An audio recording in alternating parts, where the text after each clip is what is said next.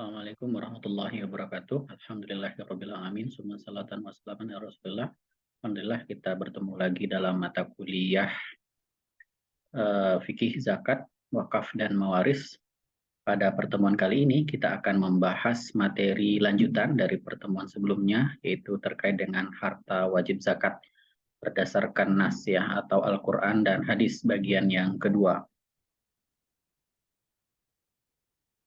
Sebagaimana kita jelaskan pada pertemuan sebelumnya bahwa berdasarkan ayat-ayat Al-Quran dan hadis ditemui setidaknya ada 5 harta wajib zakat ya. Yang pertama adalah emas dan perak, yang kedua adalah zakat perdagangan atau perniagaan, kemudian yang ketiga adalah barang tambang, yang keempat adalah pertanian, yang kelima adalah hewan ternak.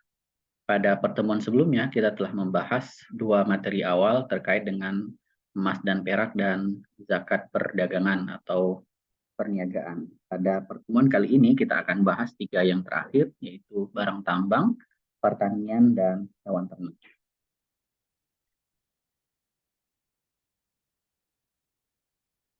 Oke, apa yang kita maksud dengan barang tambang ya? Kata kunci dari barang tambang itu adalah yaitu sesuatu atau barang yang diambil dari perut bumi ya. Bisa berbentuk minyak, bisa berbentuk batu bara, bisa berbentuk tembaga, bisa berbentuk aluminium dan segala macamnya.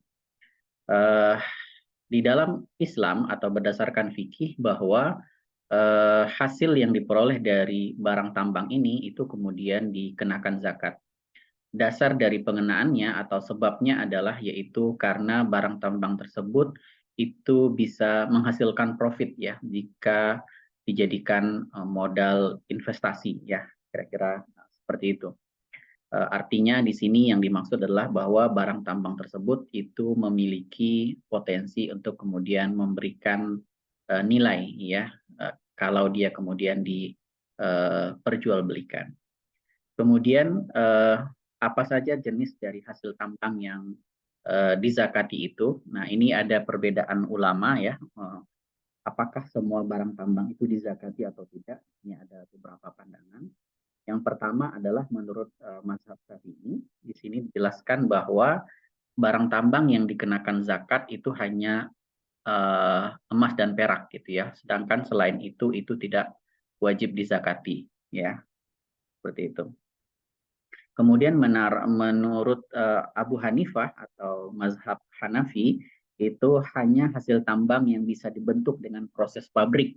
Gitu artinya barang tambang yang diperoleh kemudian diolah ya melalui pabrik maka ia bisa dizakati, maka dia dikenakan zakat ya. Bisa kita lihat misalnya batu bara gitu ya, aluminium, nikel gitu ya, itu semua bisa diolah di pabrik, maka hasil dari tambang tersebut itu kemudian kena wajib zakat.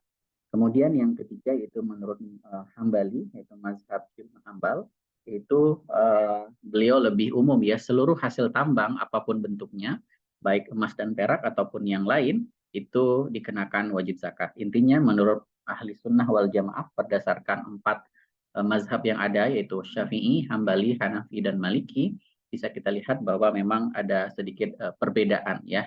Tapi ala kulli hal bisa kita lihat bahwa barang tambang itu mereka sepakat untuk kemudian dikenakan zakat. Landasannya adalah itu berdasarkan surat Al-Baqarah ayat 267 ya, di mana kemudian disebutkan bahwa yang ditambang ya dari perut bumi, dari emas dan perak itu disebutkan dalam ayat itu. Kemudian para ulama kemudian memperluas makna dari tambang itu bukan hanya emas dan perak, itu wajib dizakatkan. Kemudian ketentuan berikutnya adalah menurut Abu Hanifah berapa zakat atau nisab ya dari hasil tambang tersebut, dan itu dianalogikan atau disamakan dengan emas ya, yaitu seberat 85 gram emas. Artinya jika hasil tambang itu diperoleh dan itu nilainya jika dikonversi itu sudah senilai 85 gram emas gitu ya, maka dia sudah kena wajib zakat. Jika belum, maka dia belum terkena wajib zakat ya, karena tidak mencukupi nisab. Kemudian menurut mazhab Abu Hanifah, ini selain Abu Hanifah yang di atas tadi ya, ya kalau menurut mazhab Abu Hanifah itu berapapun yang diperoleh maka dia wajib dizakati karena tidak ada nisabnya.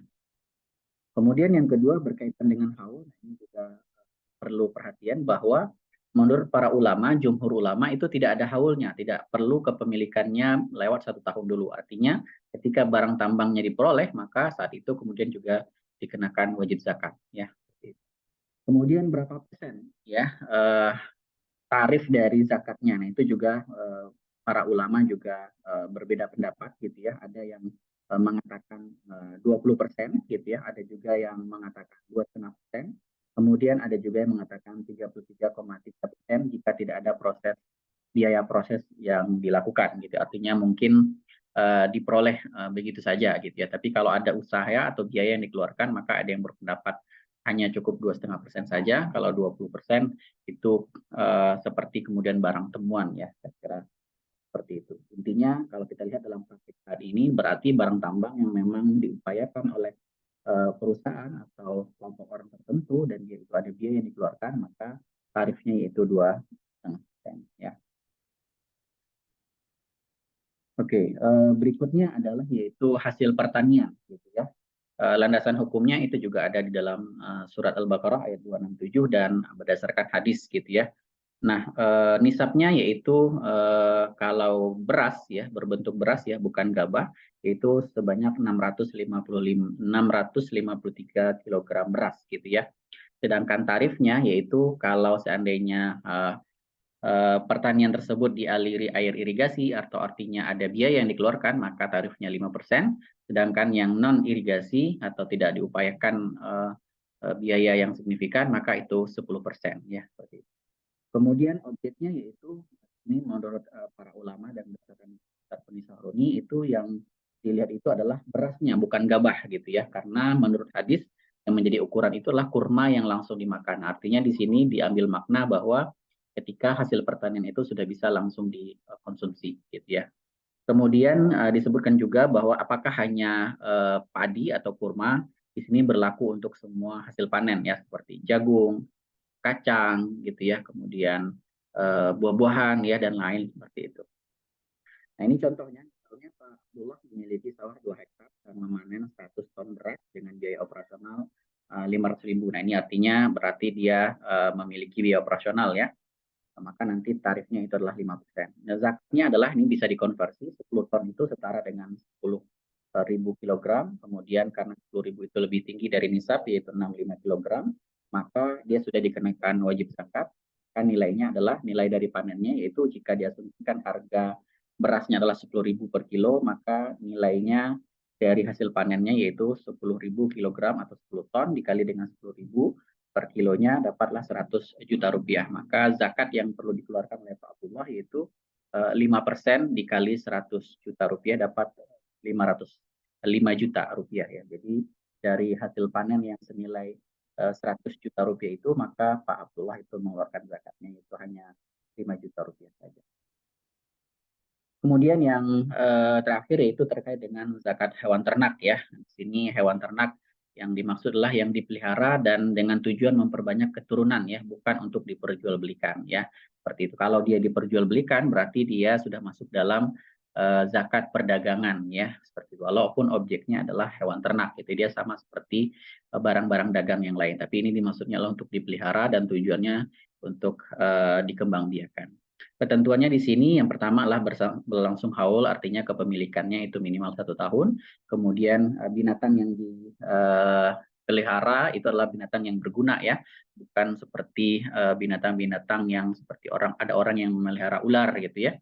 Maka itu tidak dikenakan wajib zakat gitu ya. Kemudian bertujuan untuk memproduksi suatu hasil komoditas gitu ya. Kemudian misalnya diambil dagingnya, kemudian pemeliharaan memenuhi kebutuhan pokok, kemudian tidak dipekerjakan dan dikembalakan.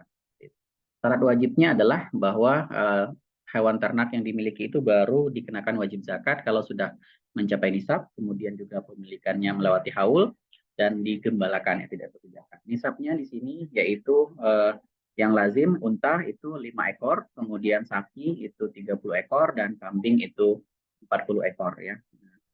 Terakhir ini adalah rincian ya seperti apa zakat yang dikeluarkan dari setiap hewan ini, dan itu ada unta, sapi dan kambing bisa kita lihat ya.